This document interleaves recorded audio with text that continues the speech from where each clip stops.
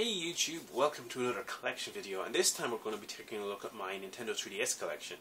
Now believe it or not, yonks back when I actually started this channel, I did a bit of a look at my 3DS collection at the time, so this is kind of like an update, if you will. Now the 3DS I don't have a massive collection, but I guess I'd feel I've quality over quantity. I was going to say quantity. So anyway, we'll start. It's no great order, but I'm going to do the kind of big boxed games first. First up we have The Legend of Zelda: A Link Between Worlds Collector's Edition from Game UK.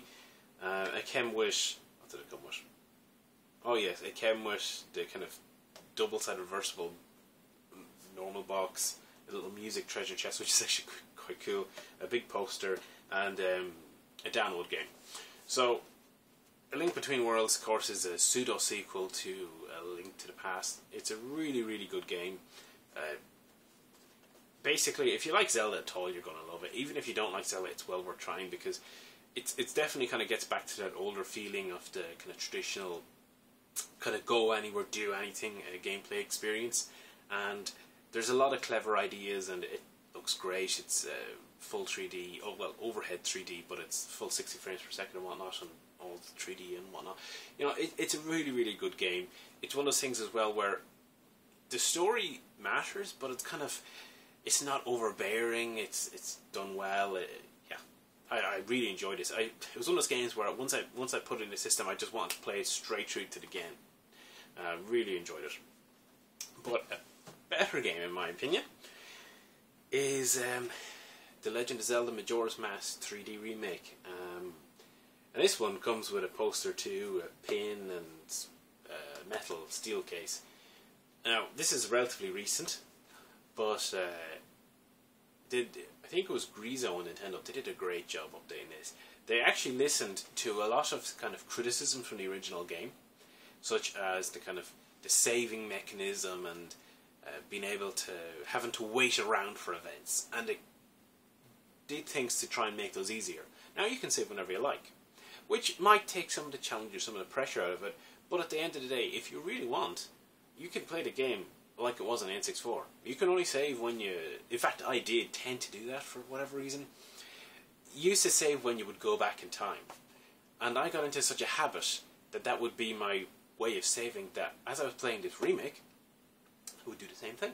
I would essentially save as I was... every time I went back in time. So that's just the way it goes. And even being able to... Now you can skip. So with the Song of Time forward, you can now choose whichever you want to go to off a day. So if you're waiting for a certain event to occur, which is a crux of this game, because it's all about this 3-day schedule and people being on a schedule and being in the right place at the right time, it makes it so much more manageable, and it kind of removes a lot of the kind of downtime. Again, if you want to wait, you can fill it with other tasks. I mean, if I have things to do in the game, I don't use a song because I've got things to do, but it just removes that need to kind of wait around, and you know, when you've nothing to do. So I really appreciate those changes. Did a nice job on the graphics update as well. It still kind of has that N64 charm, and the game itself is in my opinion a complete classic. I love it. One of my favourite Zeldas. And while I'm on the team, I may as well dig out the other Zelda game. Where is it? Where is it? Where is it? Yeah. So the game that kicked off the system, I suppose, we have Ocarina of Time 3D. So again, Grezzo and Nintendo doing an update. Probably fewer changes in this one. It was much more of a direct update, albeit with the nicer graphics, the gyro controls, which I never really used. But then again, it's Ocarina of Time. There was very little that needed to be tweaked. It was a very, refined experience. The one thing that they changed was, of course, now you got a touch inventory on the bottom screen, which made things like the water temple a lot less of a hassle, because you didn't have to constantly put on and off the iron boots. Well, you still do, but it's a lot easier to do that now. And they have things like hint systems, which the other Zelda games do, but they're not get in the way. They don't kind of give you the solution. You have to still think about things, unless you want to use that, which I didn't. Again, this is actually getting a bit hard to find now. I mean, surely it's Zelda, it's Ocarina of Time. How could you, this is why I got an N64. No. This is why I got a 3DS. This is why I got a new 3DS. So, basically, that's That's Zelda for you. So, like the other Zeldas, it's a timeless classic. The debate whether this is better than Majora's Mask or not will rage on for eternity type of thing, or at least for 3 days, and we'll go back and start again. But they're all great games. So now, the rest of these are just going to be in, I don't think they're in any great order, so whichever comes up. We've got Super Mario 3D Land. One of the kind of titles that got the system really going, got a bit of traction. To me, it's almost like an isometric platformer. It was designed to try and emphasize the 3D effect, but I can't really see it. I can see the 3D, but it's difficult. It's not something that works that well for me. That doesn't stop you playing the game and enjoying it. And same with, I didn't mention it for A Link Between Worlds. They do have a few elements where they try to utilize the kind of 3D depth, but it's totally optional. This is a solid game. It's definitely not my favourite Mario game. It's not even my favourite Mario game on the system. Although, generally, it is reviewed quite well. And a lot of people seem to like it. I played it once. I don't think I did all the extras and whatnot, which I normally do with these type of games. It was fun, but it didn't really draw me in. I'm sure lots of people would enjoy it though, so it's the type of thing that it's a Mario game, it's on a Nintendo system, it kind of goes without saying to pick it up.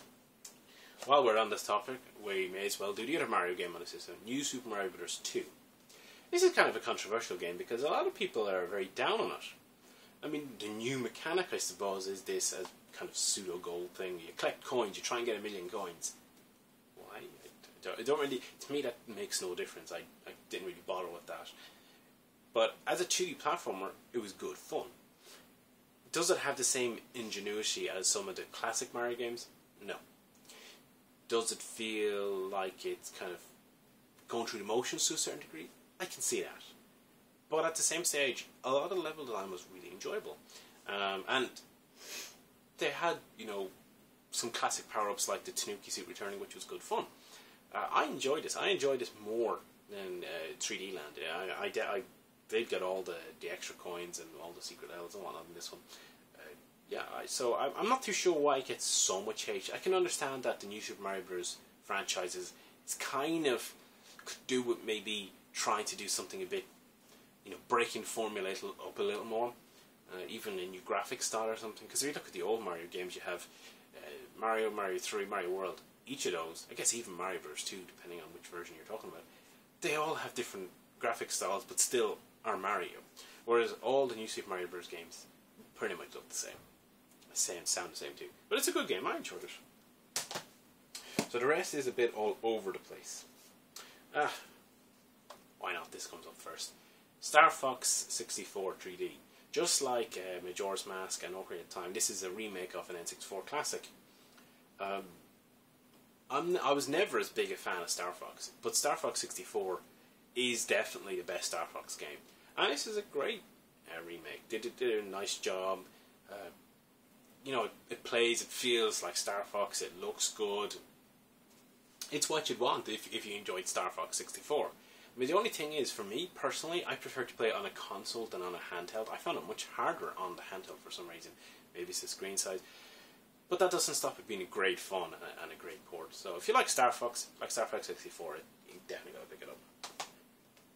Yeah, a launch game for me.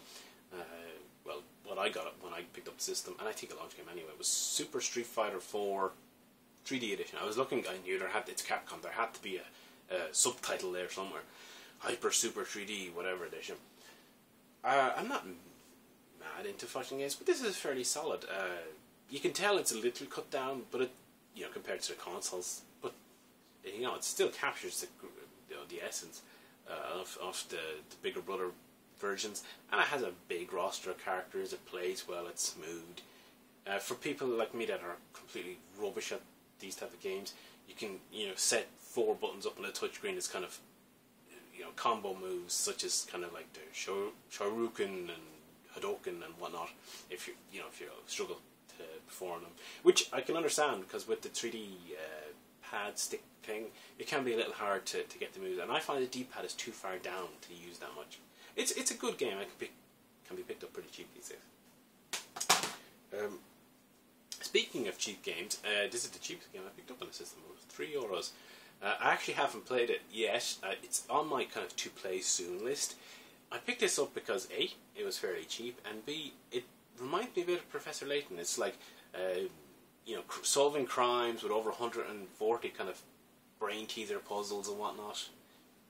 You know, I'm hoping this kind of captures a bit of that Layton vibe. I doubt it'll be as good, but you know, I suspect it'll be, you know, an enjoyable kind of time passer, and it's cheap, so you can't go too wrong. But if people have any other thoughts on this, let me know in the comments below.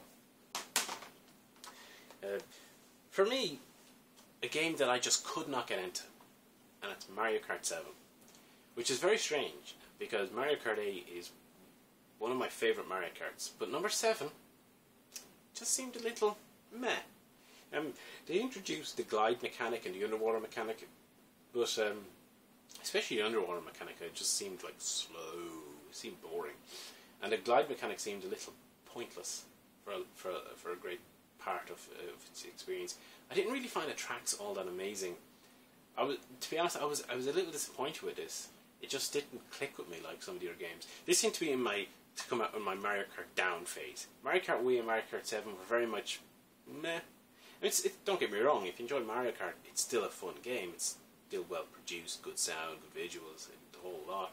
But it's just definitely not my favourite Mario Kart game. I actually prefer Mario Kart DS to this version. So if I had, you know, given that you can play both on the same system, I'd actually play DS over this. Speaking of games that didn't quite click with me, but big names, we have Super Smash Bros. For 3DS.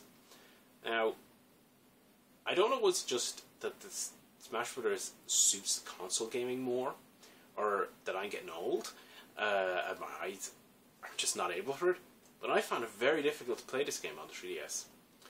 Just to see all the action, follow on what's going on and whatnot, I just found it very difficult.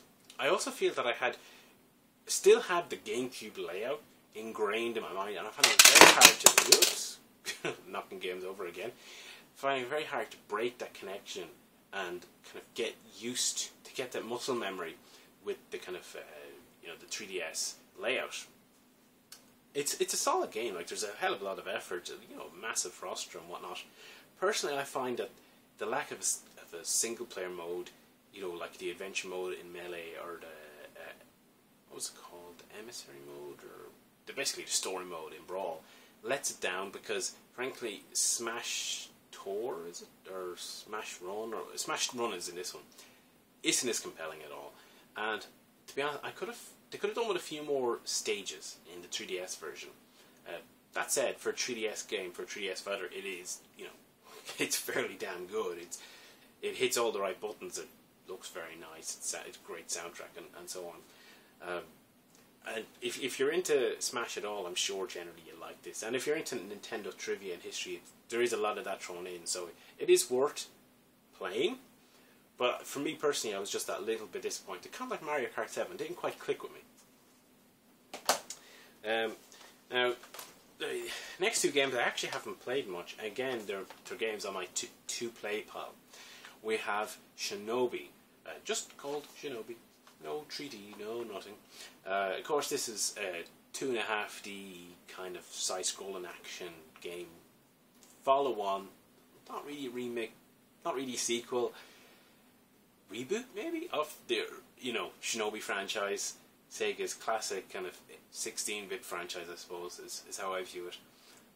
It looks okay. I mean, the visuals are somewhat rudimentary, but it seems to play solid enough. This is another very cheap title on the 3DS these days. You can pick it up for a few pound. And from what I've played, which is only a little bit, so maybe it just doesn't last, it seems solid enough for that price. A game that I've been meaning to play, but it's actually due to what you was required to play it has meant that I haven't got around to it. And that is Spirit Camera.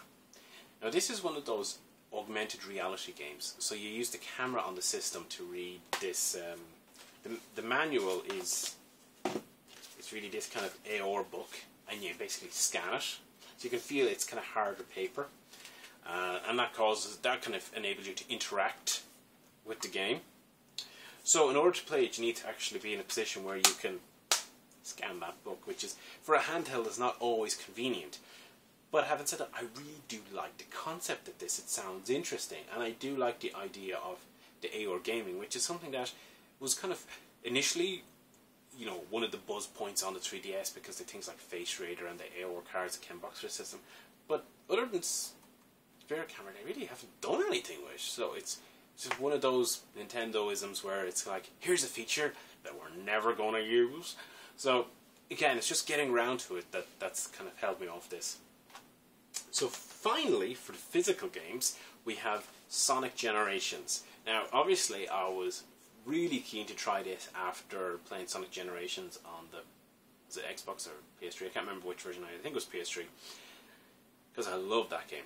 Now, this is developed by Dimps, which to me is kind of like, oh god. And it does have a bit of that in it.